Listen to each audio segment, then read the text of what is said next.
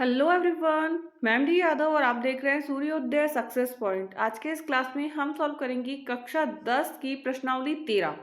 और प्रश्नावली 13 का जो हमने प्रश्न लिया है वो है कि हमें बहुलक निकालना है। तो चलिए स्टार्ट करते हैं। बहुलक निकालना इंपॉर्टेंट प्रश्न है, आपके एग्जाम में आने लायक प्रश्न है। एंड बहुलक निकालने का प्रश्न जो है आपके एग्जाम में पूछा भी जाता है। तो चलिए स्टार्ट करते हैं। सबसे पहले यहाँ पे हमें दे रखा है जीवन काल और बारंबारता। ठीक है, हमें जीवन काल दे रखा है और बारंबारता दे रखा है।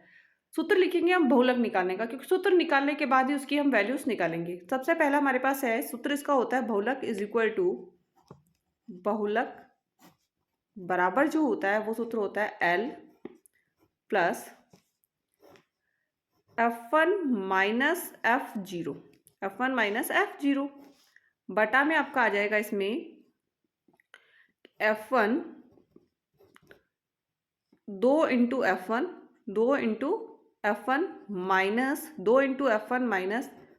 F0 minus F2 2 into F1 minus F0 minus F2 into H। ठीक है ना। सबसे पहला L क्या होगा वो हम लिखेंगे। ठीक है, F1 क्या है वो हम लिखेंगे, F2 F0 क्या है, F2 क्या है, H क्या है, ये चीजें हमको पता होनी चाहिए। ठीक है ना, कि L निकालना है। अब L क्या होता है, बहुलक वर्ग की निम्न सीमा। बहुलक वर्ग की निम्न सीमा, सीमा बहुलक वर्ग की निम्न सीमा क्या होता है, L होता है। ठीक है जी। नेक्स्ट F1 बहुलक वर्ग की बारंबारता। ये क्या होती है, बहुलक जो वर्ग है, बहुलक वर्ग की बारंबारता F1 हो गया। F0 क्या होता है, बहुलक वर्ग से ठीक पहले की बारंबारता। बहुलक वर्ग से ठीक पहले की बारंबारता, बहुलक वर्ग से ठीक पहले की बारंबारता।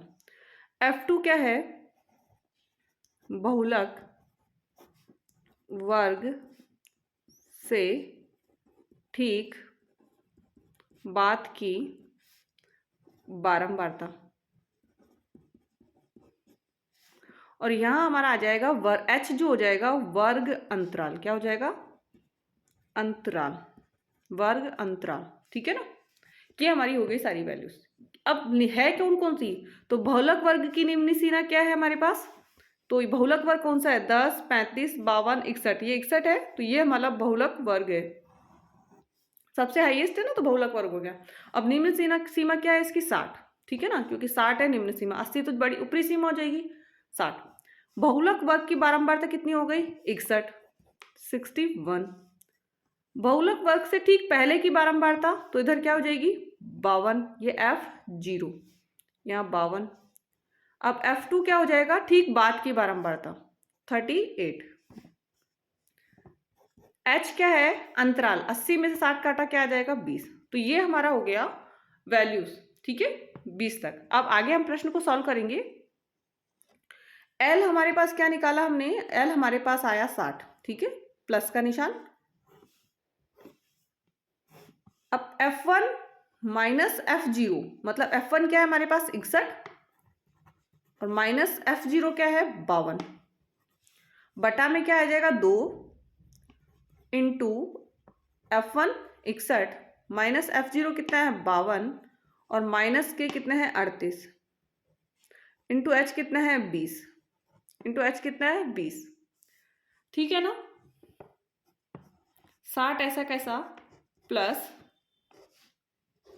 61 में से 52 कट कर दीजिए आप। 61 में से यदि हम 52 कट करेंगे तो हमारे पास क्या बचेगा, 61 में से 52 यदि हमने कट किया तो हमारे पास कितना आया, 9। ठीक है, नेक्स्ट अब हम करेंगे 2 को 61 से गुणा करेंगे, उसमें से 52 माइनस करेंगे, जो आएगा उसमें से 38 हमको माइनस करना है। तो पहले 2 को 61 से गुणा कर लीजिए और फिर उसमें से 52 घटाना है, जो आए उसमें से 38 घटाना है।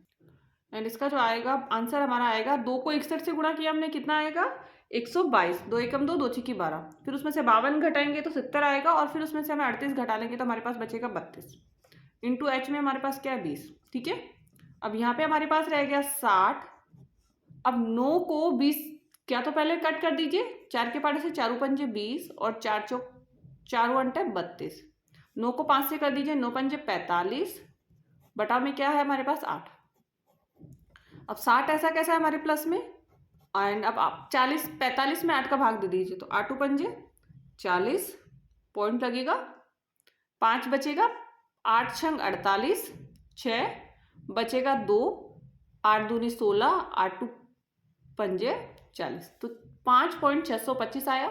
इसको हम प्लस कर देंगे तो हमारे पास आ जाएगा 65.625। कितना आया 65.625, हमारा क्या आ जाएगा आंसर आ जाएगा।